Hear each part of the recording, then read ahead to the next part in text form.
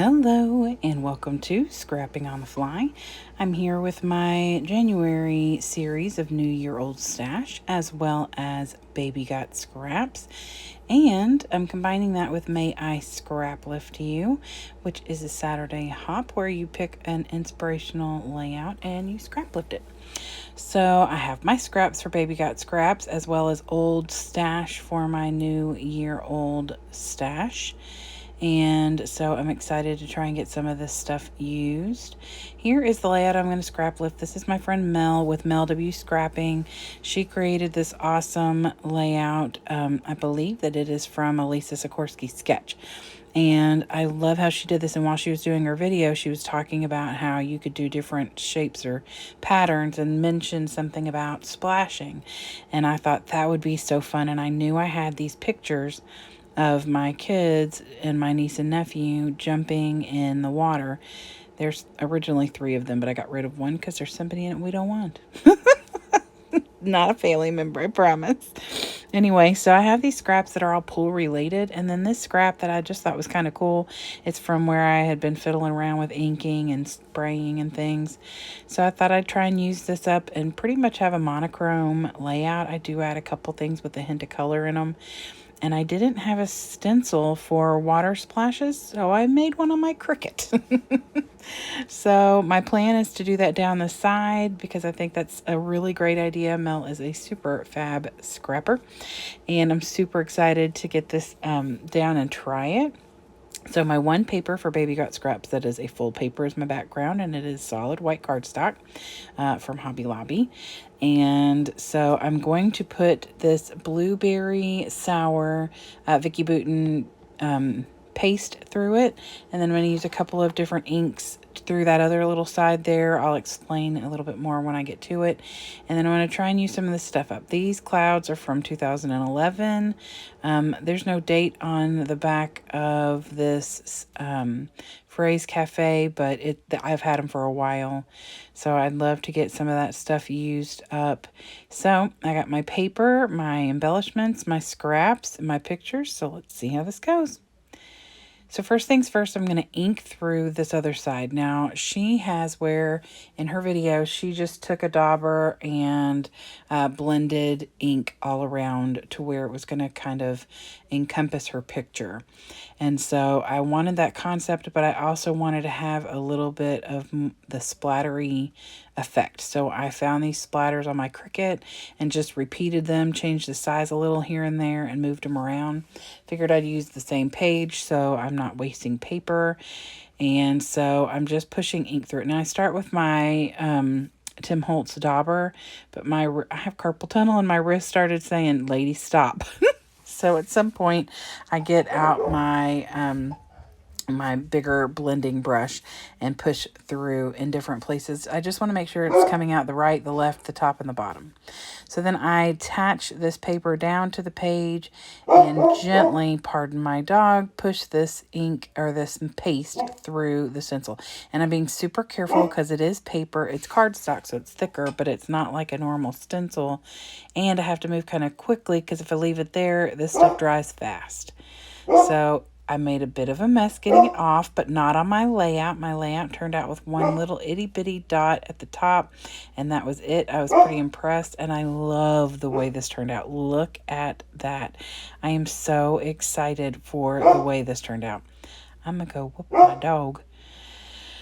Not really. So I've set that aside to let it dry, and actually while I was doing that, I made a bunch of other papers because I had extra paste on my page. I had extra ink and stuff, so I thought I would try and get some extra pages or background papers or papers I can use in the future. So I've set those aside to dry as well. I should have shared those with you before I ended this video. Maybe I will add them on at the end. Yep, I can do that. So I will add those after my little signature YouTube thing. So now I'm just trying to find ways to use as much of this paper that has the water background.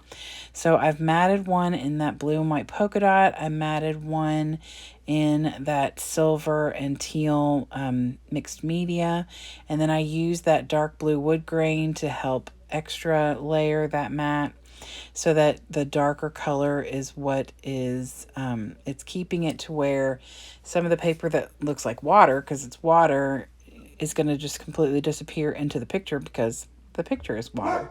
So I have matted it in lighter colors and then put it on that paper. I swear he's going to make me redo this video. I'm going to have to... Nice. And then there was my son in the background telling him to be quiet. So I put the clouds down, and I know that they are not super in your face, and I'm okay with that. I don't really want them to be. I considered tracing around them to make them stand out a little more, but in person there is some color to them. They're not just white, and they're sitting on some of those splotches. So they are, I think that they look fine the way they are without having to trace around them or mat them.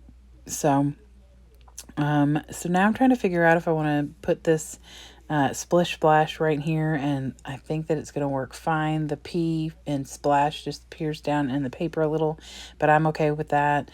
You can still see what it says, and I feel like that would be a good title for this because they are jumping in and make a huge splash. And the funny thing is, not on purpose, they're in order of their size in this picture. My practically adopted child, Trey, is in the beginning, and he is like 6 foot something, football player sized guy. And then my daughter, who's taller than my niece, who's next, and then my nephew, and then my son. And so height wise, they literally are in order, and it was not planned that way.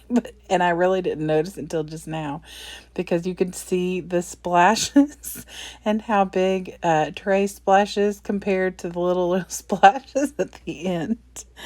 Oh, bless. Anywho, so I ended up pulling out my Pool Party Echo Park. It is not something, well, I am stash bashing it, but it is not something like old. I just got it a couple months ago when I ordered an Echo Park warehouse sale box. But I needed some pool related things, and I've used so much of what I have in my stash, thank you, that I needed some more little embellishments. I didn't want to do a whole lot. Mel doesn't have a lot of stuff on her layout, so I thought that I would pull these things out in keeping with the mostly monochromatic, except for like, I put that little pool at the bottom, and there's like a little pink floaty in the pool. And then the beach ball over there is going to have a little pink, and then there's a hint of yellow, and you know, I'm okay with that. I just wanted a little something to add to this. And then I got my stickles out and added stickles as well as Recollections Frost Blue glitter gel. And so I will tell you now the colors that I have used. The ink pad was Tumbled Glass and Broken China. I already said the Blueberry Sour is the paste. And then the stickles. I used blue stickles, and I don't know if there's a color on here for the blue stickles or not. Anyway, I hope that you all will check out all the other people playing along with Baby Got Scraps, as well as May I Scraplift You. Thank you, Mel, for allowing me to take your layout and kind of do a little something different. Thanks for the idea with the water splashes, because I love how this turned out. And so, yay. All right. Well, I hope you all have a fantastic day. I hope you'll come back and see me again very soon, because I will be back tomorrow. Stick around for those pictures, and I'll see you soon. Happy scrapping. Okay, like I said, I was going to come back and share what I created. So here's the layout. I used faded jeans. I used blue, London Blue, which is a Diane Reevely, and then this Uncharted Mariner. And then I don't think any of this ink is still on there. So what I did was I laid down a stencil, and this is what I picked up off the stencil.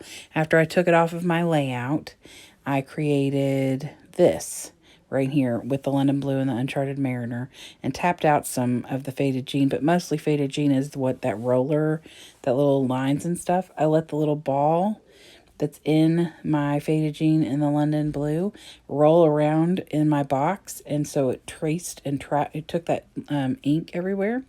And then I laid this piece of paper, this 8.5 by 11, down to pick up as much ink as I could from that stencil. And then to pick up some other extra ink, I just took that and picked it up. So now I have that black mat with the blue on it. And now I can still use this as not as a stencil because it's compromised from where it's got all that ink on it, but I can definitely use this to lay on another piece of paper and make it a layout. I think it'll look really cool. So I'm looking forward to trying to do that. So I hope you all will take some of these little tips of ways to not waste your ink, or at least not as much. And when you're done with your little spray bottles that have the little ball on the bottom, let them run free and give you a cool looking layout. So hope this helps. Have a great day.